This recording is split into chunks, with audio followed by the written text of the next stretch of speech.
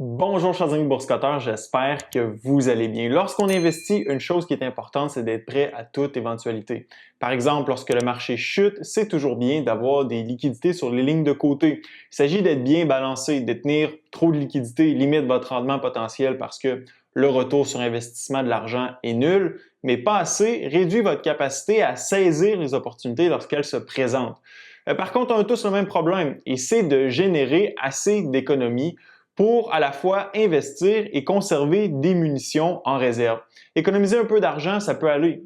Couper dans le café Starbucks, réduire les achats sur Amazon ou commander du restaurant moins souvent peut vous permettre d'économiser quelques centaines de dollars mensuellement. Cependant, si vous désirez économiser gros, il n'y a pas 4 chemins pour y arriver. Il faut regarder du côté des plus grosses dépenses. Au Québec, les plus grosses dépenses des ménages sont les suivantes. En première place, le logement qui accapare en moyenne 19,8 % du total des dépenses. En deuxième place, les impôts qui représentent 18,3 % des dépenses. En troisième place vient le transport qui engloutit 13,9 % des dépenses des ménages québécois. Puis en quatrième place vient les dépenses alimentaires avec 10,6 %. Je pourrais vous parler du logement, où il est possible de faire de grandes économies lorsqu'on se met à réfléchir à nos réels besoins en habitation. Je pourrais vous parler des impôts au Québec. C'est connu, nous sommes l'un des endroits les plus imposés en Amérique du Nord. Passez un peu de temps sur le site de l'Agence du revenu du Canada et de Revenu Québec ou avec un comptable dans le but d'optimiser votre situation fiscale pourrait vous sauver beaucoup d'argent. Je pourrais vous parler de l'alimentation où l'on peut sauver beaucoup d'argent en se rendant à des supermarchés à rabais, par exemple. Cependant, où je réalise le gros de mes économies annuellement, c'est dans le transport. Je réussis à économiser grosso modo jusqu'à 10 000 $ par année. Comment? Je vous explique. L'éléphant dans la pièce quand vient le temps de parler économie, c'est la voiture. La voiture dans notre société est plus qu'un mode de transport. C'est un symbole identitaire, un socle autour duquel on base une multitude de nos choix de vie. Vous voulez afficher le fait que vous avez réussi dans la vie, la société vous dit d'acheter une voiture de luxe, Lamborghini, Porsche, Land Rover, Mercedes, BMW, etc. Vous pensez que c'est un phénomène qui ne touche que les gens aisés? Allez vous promener en banlieue, vous n'aurez pas assez des 10 doigts de vos deux mains pour compter le nombre de bungalows tout simples avec des voitures valant le tiers de la valeur du domicile ou plus stationnées dans la cour. La voiture est vénérée, elle est adulée, symbole ostentatoire de richesse pour les riches. Elle est aussi la Medal of Honor du prolétaire. Les gens choisissent littéralement leur domicile en fonction de leur voiture. Dimension du garage, revêtement de la cour d'entrée, proximité des grandes voies de circulation, etc. On vient même à penser que la voiture est une nécessité, qu'elle est l'incarnation de la liberté pour les gens qui résident dans les retranchements excentriques des villes. Comprenez-moi bien, je n'ai rien contre la voiture, je n'ai rien contre les banlieues, c'est tout le contraire. Mon objectif, c'est de vous faire réaliser que la voiture est non seulement un accessoire facultatif, mais qu'elle est un des passifs les plus dispendieux à détenir. C'est pas pour rien que je réalise des milliers de dollars d'économies annuellement dans cette catégorie.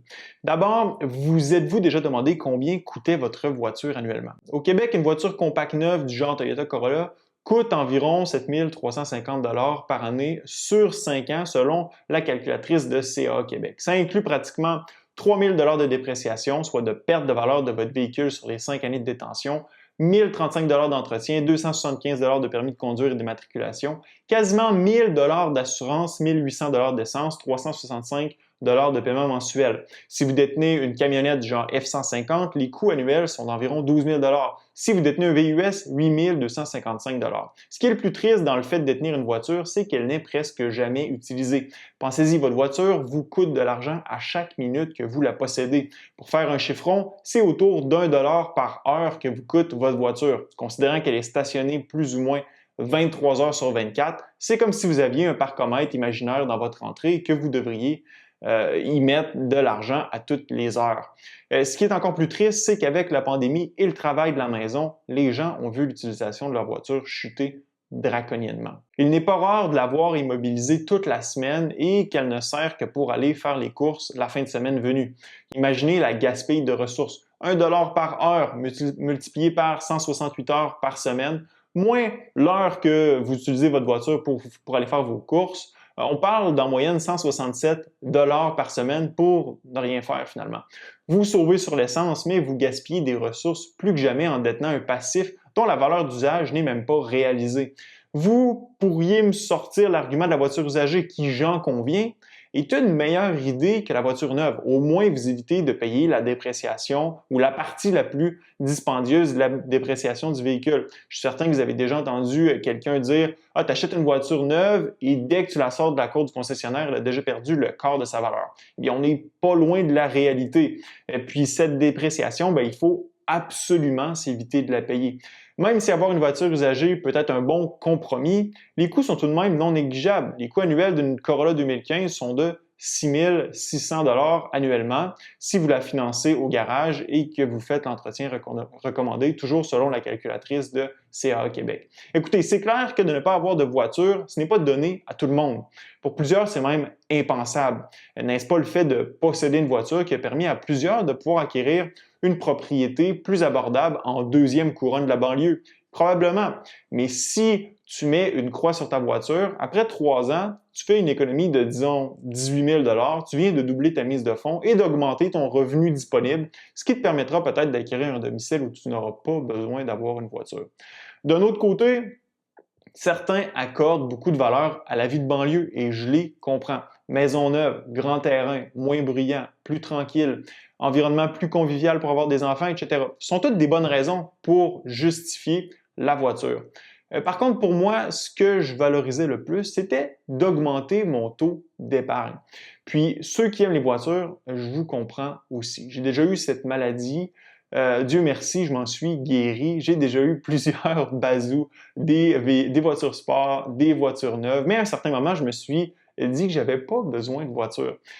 Et en me débarrassant de ce passif, je considère avoir libéré près de 10 000 $ de mon budget net d'impôts. Pourquoi 10 000 $? Parce que me connaissant, je considère que je m'aurais pas acheté une Corolla, mais fort probablement une Tesla Model 3 Long Range ou quelque chose du genre. Maintenant, 2 questions se posent. Comment je me déplace sans voiture et qu'est-ce que je fais de mes économies réalisées?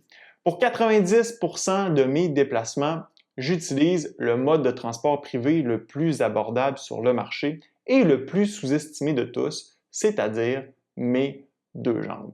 Ma règle d'or, c'est 2 km. Si ma destination est à l'intérieur de 2 km de mon domicile, je marche. Épicerie, pharmacie, hôpital, école, garderie, restaurant, magasin, tous les services sont à l'intérieur de mon rayon d'action. Pour cette raison, j'utilise rarement d'autres moyens de transport.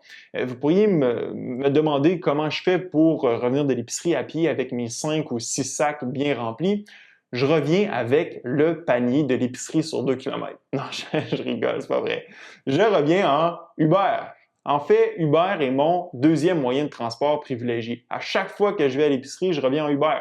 Quand on considère les coûts de 9 $ la course à toutes les 2 semaines, c'est ridiculement peu dispendieux comparativement aux 167 $ par semaine que pourrait me coûter le parcomètre imaginaire dans mon entrée si j'avais une voiture.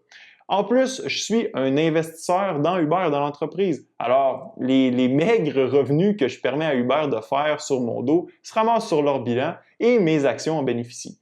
Si j'ai à me déplacer à l'extérieur de mon rayon d'action de 2 km, j'utilise soit Uber, les transports en commun, parfois le vélo. Je suis loin d'être le grano qui milite pour faire déblayer les pistes cyclables l'hiver pour que je me rende, par exemple, au travail à moins 25 degrés Celsius sur ma bécane. Bravo à ceux qui le font, je n'ai pas ce genre de courage. Puis si je veux me rendre à l'extérieur de la ville, je loue tout simplement une voiture ou je prends le train Via Rail. Généralement, pour la voiture, on parle de 200-220 $ pour un week-end avec l'essence compris. Et pour le train, Montréal-Québec aller-retour se fait sous les 75 $ si vous réservez un peu d'avance. Grosso modo, je dois dépenser 2 000 $ par année en transport ou 170 $ par mois, soit ce que coûte posséder une voiture pour une semaine. L'hiver, mes dépenses sont plus faibles et l'été un peu plus élevé avec les vacances estivales. Donc réellement, je sauve peut-être plus 8 000 $ que 10 000 $, mais peu importe. L'important, c'est que je me sauve des milliers de dollars annuellement. Qu'est-ce que je fais avec mes économies réalisées? Jusqu'à tout récemment, je les investissais. Puis, l'an dernier, j'ai utilisé une partie de mon capital et de mes gains pour acquérir un domicile qui me permet de perpétuer mon mode de vie sans voiture en ayant une propriété près de tout. Donc, non seulement j'avais plus que la mise de fonds nécessaire pour acquérir ma propriété, qui était certes un peu plus cher que si je m'étais éloigné en deuxième banlieue, mais j'ai aussi un revenu net plus élevé sans voiture qui me permet d'avoir des paiements hypothécaires plus élevés. Autrement dit, j'ai choisi de détenir un actif au lieu d'un passif et je considère que les compromis sont, dans mon cas, ridicules. Évidemment, si vous habitez en région, c'est difficile, voire impossible à vivre sans voiture, mais rien ne vous empêche de déménager. Enfin, laissez-moi savoir ce que vous pensez de tout ça dans la zone commentaire. La vie sans voiture pour vous, est-ce que c'est quelque chose d'envisageable ou pas? Ce fut un plaisir d'être avec vous. À la prochaine.